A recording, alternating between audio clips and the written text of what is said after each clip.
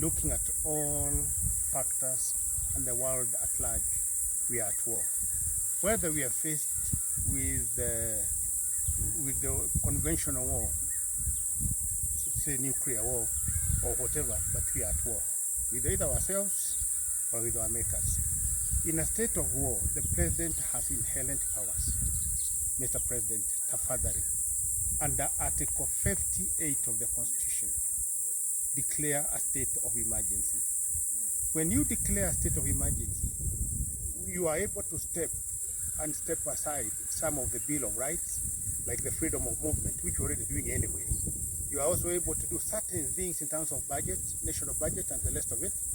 And within those 14 days, which you are allowed by the Constitution, quarantine your war council, your war ministers, your members of parliament, who will then appear in parliament and enhance this state of emergency to give it a legal framework. I repeat, under Section 58 of the Constitution, declare a state of emergency. You, Mheshimiwa Uhuru Muigai Kenyatta, in yourself as the president, as the head of state, as the commander-in-chief of the defense forces, and give the guidelines.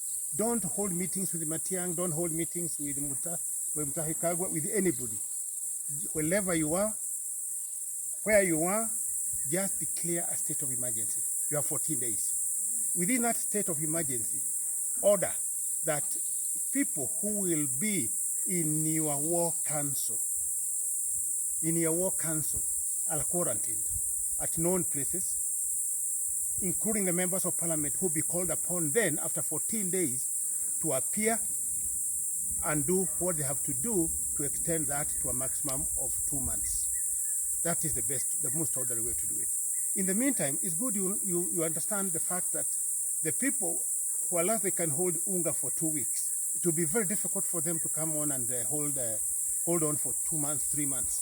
So it is important that we take a prompt and accurate action. The good thing about this virus is that within 2 weeks, those ones who are sick will show all the symptoms and they can be attended. They can be isolated. Make a bush camp in one of the many remote places you have, including our national parks.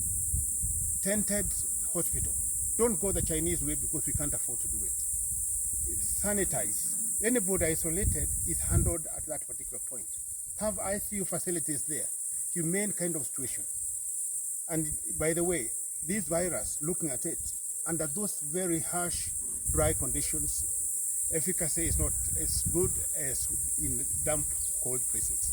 So if we pluck the people we suspect are suffering, we'll minimize the casualties, we'll minimize the fear. And please persuade your brother, Museveni, persuade your brother, Kagame, and all the East African states. Persuade them to do the same. We all do it together. 14 days. 14 days is something we can afford. Somebody is able to budget 2 packets of unga, a kilo of beans, something like that. No transport, even the public transport, nothing. Tukae hivyo sasa sisi. Tukae hivyo tu. Siku 14 peke yake. 14 days. And you have the powers. Usiamini hata mawaziri wako. Usiwaamini kabisa. Wewe kuwa pale uliko, whether you are in your office ama uko na familia yako, wherever you are. Kama uko katika ndege yako ile ya kucommand, wherever you are, useme kila mtu aende quarantine.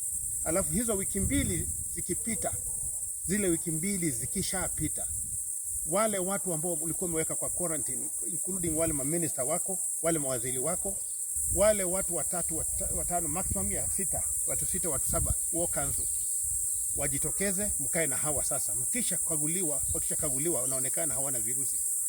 Alafu wale wa Kenya wengine wote kama wale waheshimiwa ambao walikuwa kwa quarantine, waitwe bunge, wapitishe mswada ambao utaweza kuweka hii hali ya hatari, hali ya emergency katika bunge, ili kikatiba uwe uko katika katiba. Hilo ndilo wazo langu, lakini kwa sababu tukiendelea hivi, hata tukiendelea kuchapa hawa watu wetu viboko, watu wataenda tu, kutakuwa ni mzunguko tu, ni mvurugano tu hapa ambao hauna maana.